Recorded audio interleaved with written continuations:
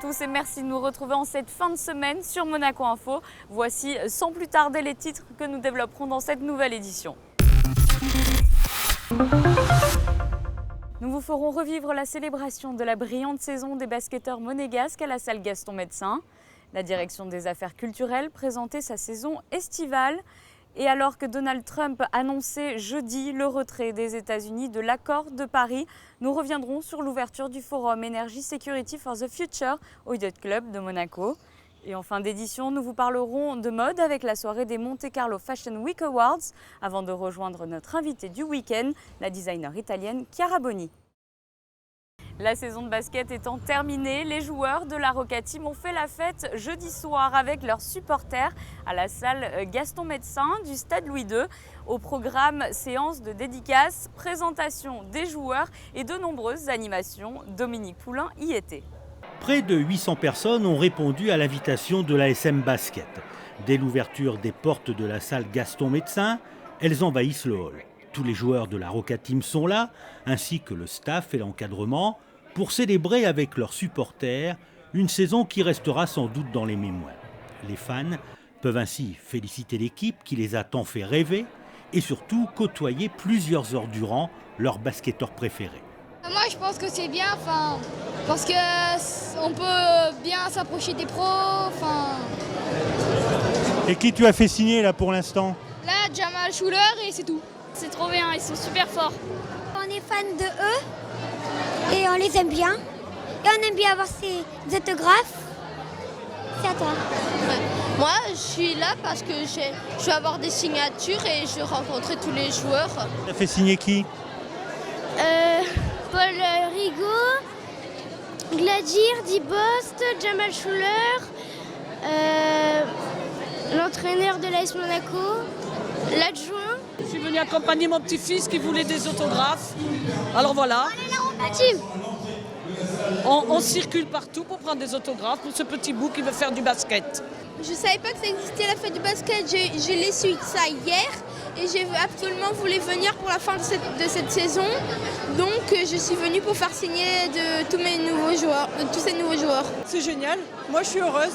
Comme une enfant. Ça me fait plaisir, je fais la queue comme tout le monde et ça me fait plaisir. Les joueurs ils sont étonnés que je fais comme tout le monde, mais vraiment c'est le bonheur et ça me fera de bons souvenirs. Et vous allez la mettre où ce poster vous allez mettre... Dans le salon, évidemment. Votre mari va être jaloux, non? Ce n'est pas grave, je le fais pour mon plaisir. Photos ou selfies et séances de dédicaces. Les joueurs ne chôment pas, toujours avec le sourire aux lèvres, car dans une carrière de sportif, il est important aussi de savoir savourer.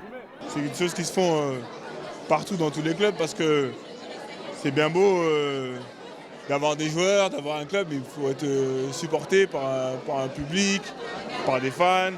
Et nous, on a la chance depuis la saison dernière d'avoir des gens qui sont revenus au basket, des nouveaux fans, comme les enfants qui sont là. Donc ça fait plaisir de sentir qu'on est soutenu. Faire des signatures, prendre un petit peu de notre temps pour donner du bonheur à ces gens-là, en fait c'est rien du tout parce qu'eux ils sont là à tous les matchs pour venir nous entraîner, donner de leur personne, donner de leur temps pour nous encourager à gagner des matchs, donc on leur doit bien ça. Une soirée remarquablement organisée et rythmée qui démontre une nouvelle fois, s'il en était encore besoin, que la Roca Team souhaite se rapprocher le plus possible de son public. Le ministre d'État, Serge Autel, lui, rappelle aux joueurs qu'ils sont des géants, mais pas seulement par la taille. Vous nous avez fait rêver que vous aviez dans le championnat de France probablement le plus élégant de tous les baskets, de toutes les équipes que moi j'ai pu voir. Et que mon premier sentiment de gratitude vient dans votre façon de jouer, à la fois collectivement, individuellement. Et nous avons tous, grâce à ça, appris à la fois beaucoup sur le basket et appris à la fois beaucoup sur la belle façon de jouer au basket. Si pour beaucoup de supporters, la saison a été fantastique avec une victoire en Leaders Cup, une 3e place en Ligue des Champions et une 1re place en saison régulière, certains regrettent toutefois qu'elle se soit terminée par une élimination en quart de finale des playoffs. On est fan mais on est déçus. Parce que vraiment on méritait au moins d'aller être en demi-finale. Et on vient parce qu'on aime la Roca Team mais on vient avec quelque chose, un pincement au cœur. Ils nous ont beaucoup fait vibrer et on a un peu de regret pour la fin de saison, mais bon, c'est comme ça, c'est le sport. Ça reste une équipe magnifique. Ah oui, franchement oui. On s'est régalé toute la saison. On n'a manqué aucun match. Toute la famille. Ils ont un peu craqué à la fin, mais je pense que c'est l'usure de la Coupe d'Europe. Quand on est sportif, on sait qu'il n'y a pas toujours des victoires, il y a toujours des défaites. Alors c'est dans les défaites qu'on se ressource et dans les défaites qu'on se refait plus fort. Malheureusement, le match qu'il ne fallait pas perdre, on l'a perdu. On a été éliminé. Mais c'est l'ordre du jeu, on ne peut rien faire. Depuis l'arrivée du président Sergueï Diadeshko en 2013, l'ASM Basket, alors en 3e division, n'a cessé de grimper dans la hiérarchie. Olivier Basset, ancien joueur des années 90, aujourd'hui l'assistant du coach, est surpris de voir Monaco posséder une équipe de basket de haut niveau. C'est énorme et surprenant pour moi qui ai connu l'AS Monaco en des temps où il y avait beaucoup moins de monde quand j'étais joueur. Et on jouait dans cette salle qu'on appelait la cathédrale, il y avait 50-100 personnes. Et là, de voir l'émulation qu'il y a autour de l'équipe, c'est énorme. Et puis à Monaco, l'équipe a été construite pour amener du spectacle, amener des bons moments. Et je crois que voilà, les jeunes comme les moins jeunes prennent plaisir à venir nous voir jouer, comme a dit monsieur le ministre tout à l'heure. On propose un basket qui est agréable à regarder et je crois que c'est lié à ça aussi, quoi. La fête se poursuit dans les tribunes et sur le parquet, avec la présentation des joueurs.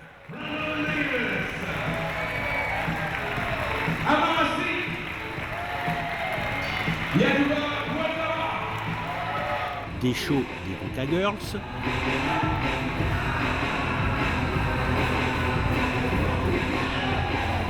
et différentes animations comme ce jeu de lancer franc, chaque joueur étant associé à un supporter.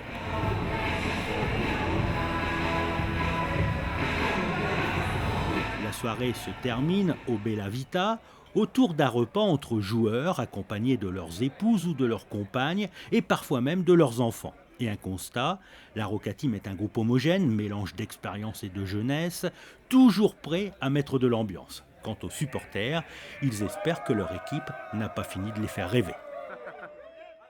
La direction des affaires culturelles a présenté dans une ambiance estivale les programmations prévues cet été. C'est sur la terrasse des Oliviers au Novotel que le 12e Festival international d'orgue de Monaco et la nouvelle édition du théâtre du Fort Antoine ont été dévoilés à la presse. Plus de détails avec Christine Datomel. Une programmation éclectique et pleine de charme s'ouvrira bientôt sur le Rocher à l'occasion du Festival international d'orgue de Monaco. À compter du 2 juillet et ce jusqu'au 20 août, la cathédrale accueillera tous les dimanches à 17h des concerts donnés par de talentueux organistes. Une programmation donc variée qui mettra en lumière la technique, l'improvisation et le talent de chacun.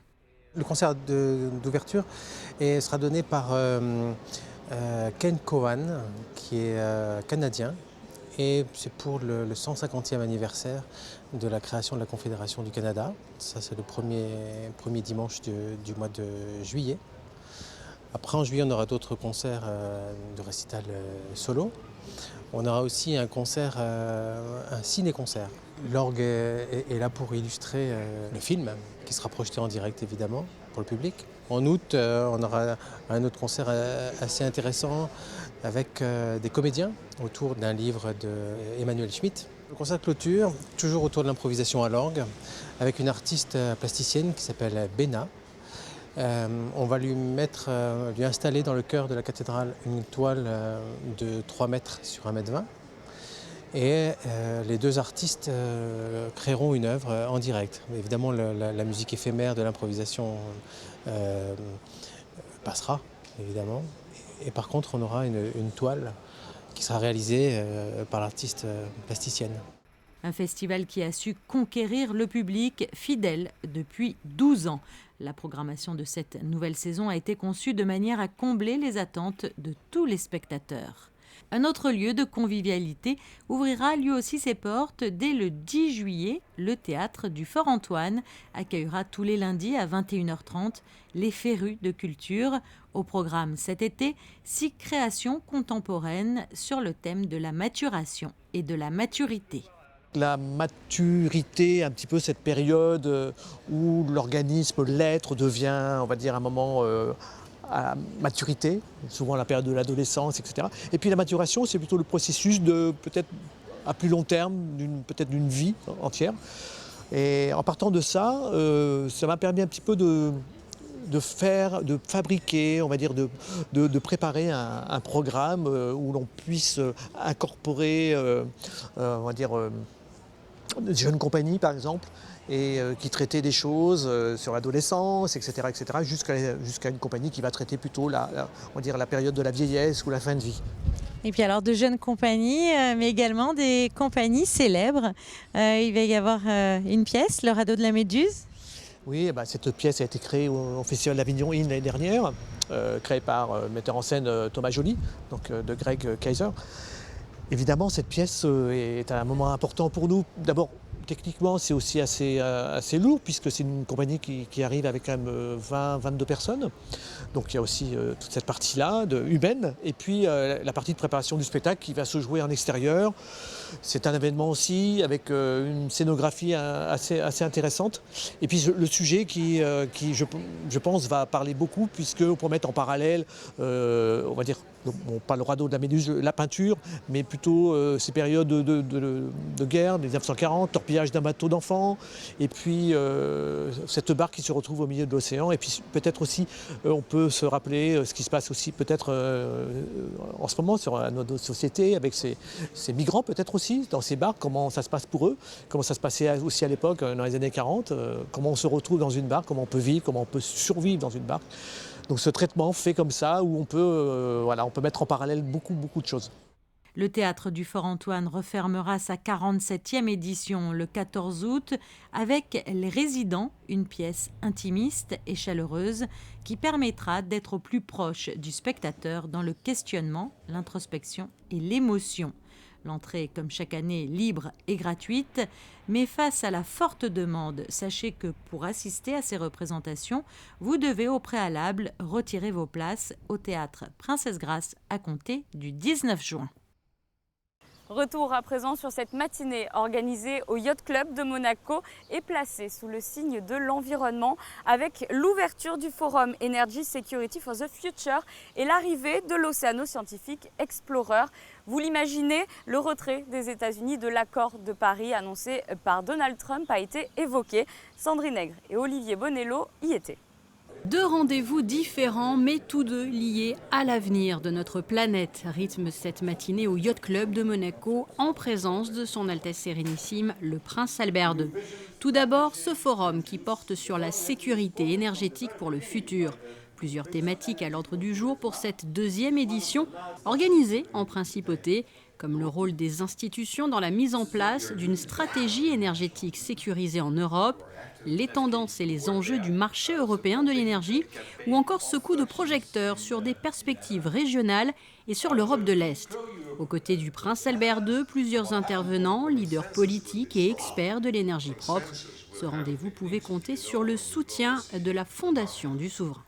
La problématique de l'énergie est essentielle, que ce soit en termes de fonctionnement des économies ou que ce soit en termes, et c'est ce sur quoi on souhaite mettre l'accent, d'amélioration des conditions d'utilisation d'énergie pour arriver à une économie qui soit moins carbonée, pour ne pas dire pas carbonée du tout, de façon à atténuer l'impact du changement climatique sur cette planète.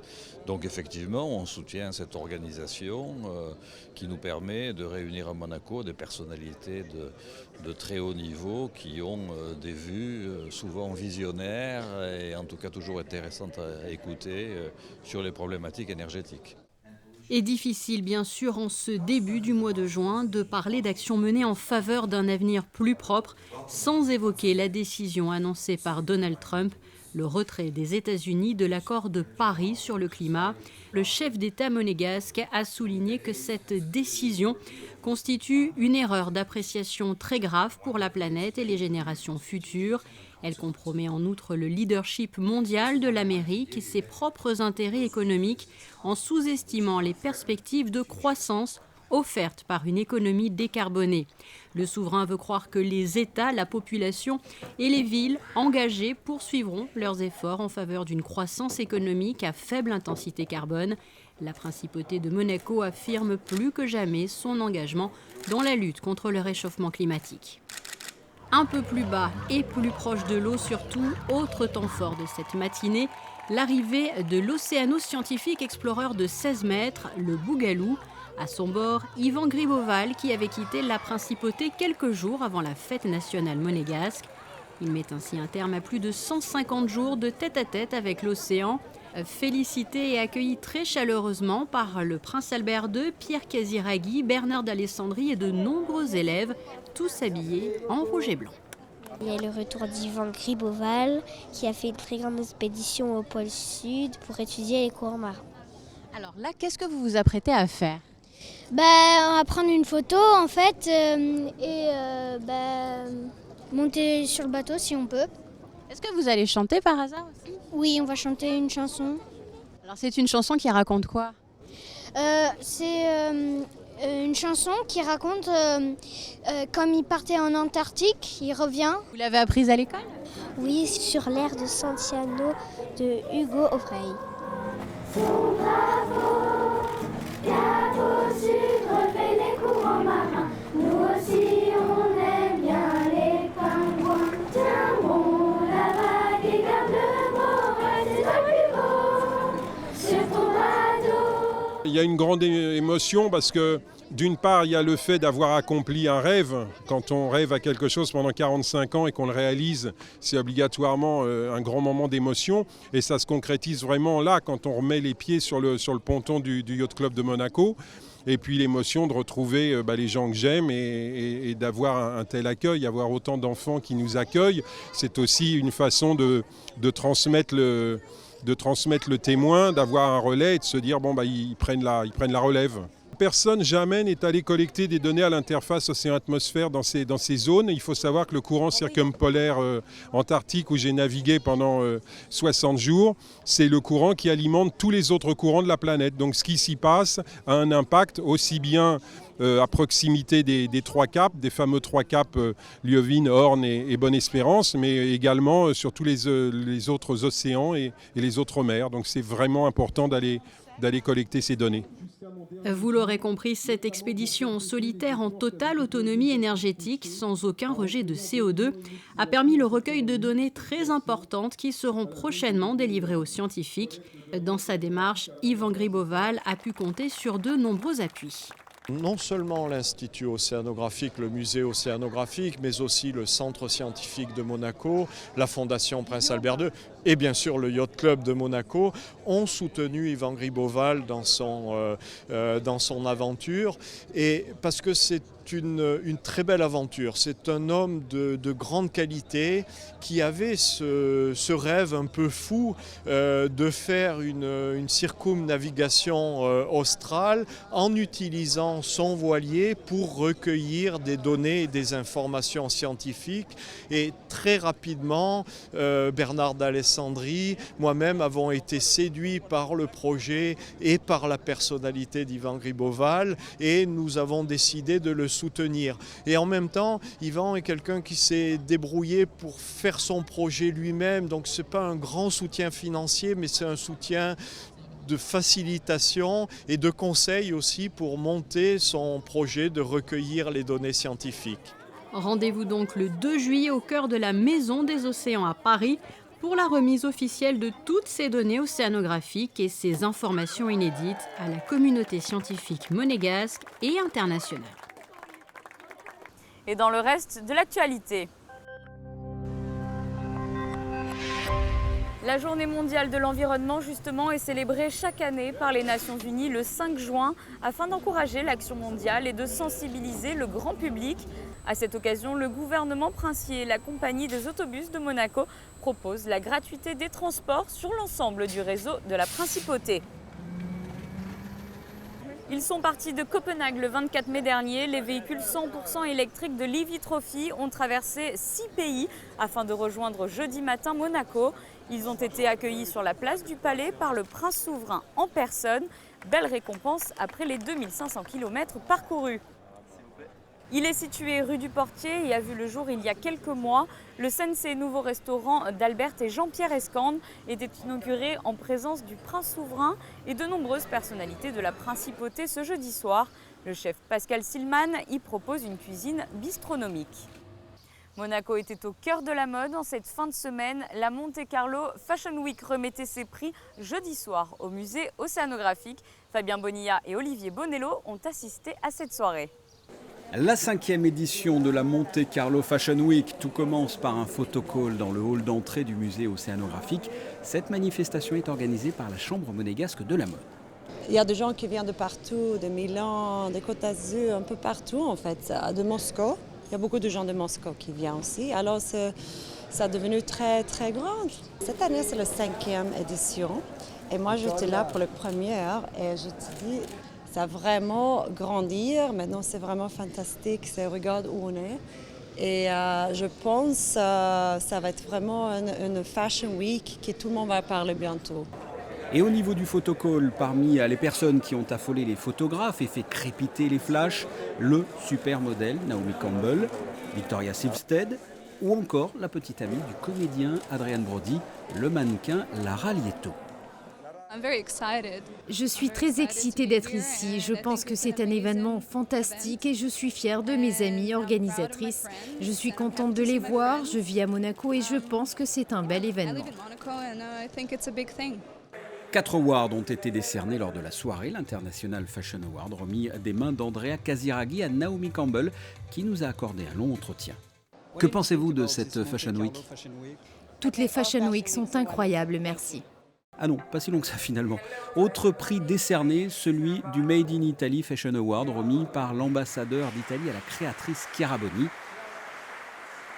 Tatiana Santo Domingo Casiraghi a reçu l'award de l'éthique avec la marque Muzungu Sisters qu'elle a créée en collaboration avec Dana Alicani. Les tenues et les accessoires de la marque sont issus du commerce équitable, produit par des artisans de 16 pays différents. Et enfin, dernier prix décerné, l'award du talent émergent attribué à la jeune photographe Nima Benati.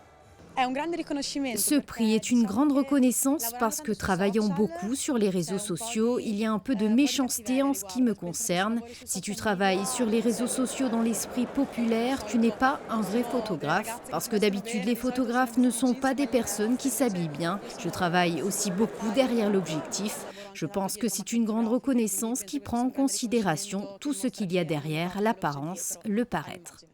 Après cette remise de prix au musée océanographique, la suite de la Monte Carlo Fashion Week avec le défilé de la créatrice Chiara Boni sous le chapiteau de Fontvieille.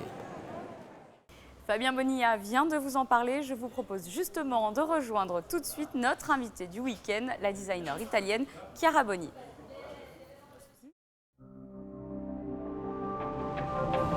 Chiara Boni, bonjour. Bonjour à vous. Vous êtes lauréate de l'un des awards de la Monte Carlo Fashion Week qui ont été remis jeudi soir au musée océanographique. Ça fait toujours plaisir, j'imagine, de recevoir un tel prix. Un grand plaisir. Puis se voir ici au Principato de Monaco, c'est encore un plaisir plus grand. Vous savez, pour toutes les filles du monde, je crois que quand on était petite, on a rêvé d'être une princesse. Alors être ici et prendre une chose très importante, c'est comme être une princesse, c'est très bien. Ce vendredi après-midi, vous avez votre défilé, la petite robe. Est-ce que vous pouvez nous parler de cette collection que vous avez lancée ? Cette collection, moi j'ai fait ce métier de beaucoup de ans. Puis il y a 10 ans que je ne l'ai pas fait parce que mon nom c'était dans un grand groupe. J'ai repris mon nom et alors quand j'ai repris mon nom, que c'est Chiara Boni, alors je me suis inventé la petite robe que c'était. Je pensais que pour rentrer dans les marchés, je devais faire quelque chose de plus petite, plus petite et plus facile. Alors mes habits sont faits seulement dans un tissu, seulement un. C'est un tissu que vous pouvez mettre dans la valise petite comme ça. Vous l'enlevez et il est prêt pour être porté. Et puis, vous pouvez jeter dans la lavatrice, oui. Et elle n'a pas besoin d'être repassée. Alors, c'est très facile pour voyager.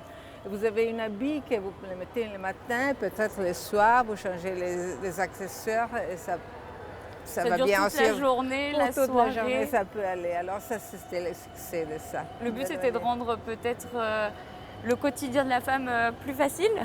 Exactement, parce que maintenant, notre vie, ça devient plus difficile, alors on doit rendre les habits plus faciles. Et justement, ça fait de nombreuses années que vous êtes dans le milieu de la mode. Quelle vision vous avez de la mode aujourd'hui ? J'ai la vision que ça doit être plus facile, mais on ne doit pas perdre l'idée que quand même un habit, moi je pense que pour une femme, un habit c'est mieux qu'aller dans le psychanalyste. Quand vous avez un joli habit sur vous, alors vous êtes heureuse et ça c'est une bonne journée pour vous. La meilleure des thérapies. La meilleure thérapie, oui. Alors j'essaie toujours de faire des habits qui rendent les femmes plus belles. Et justement, d'après vous, quelle est la tenue idéale pour une femme ? Le vêtement idéal pour une femme, ce n'est pas la même chose. Moi je pense que le vêtement idéal, c'est le vêtement dans lequel une femme se sent bien. Alors, parce que c'est très important les mouvements d'une femme. Alors, si une femme est heureuse avec l'habit qu'elle a, ça c'est parfait pour elle. Parce qu'elle se mouve dans l'air d'une manière gracieuse et féminine. Merci beaucoup, Chiara, Merci et on vous souhaite un très bon défilé. Merci. Merci à tous. C'est la fin de ce journal. Merci de nous avoir suivis. Je vous propose de nous quitter avec les prévisions météo de ces prochains jours. Je vous dis quant à moi, à très bientôt sur Monaco Info. Samedi, soleil estival légèrement voilé. Les températures oscilleront entre 21 et 26 degrés. Dimanche, ciel partagé entre nuages et apparition discrète du soleil. Il fera jusqu'à 25 degrés dans l'après-midi. En ce lundi de Pentecôte, il faudra compter sur un temps encore incertain. Mardi, le soleil sera de retour. Un beau temps qui se poursuivra mercredi et jeudi.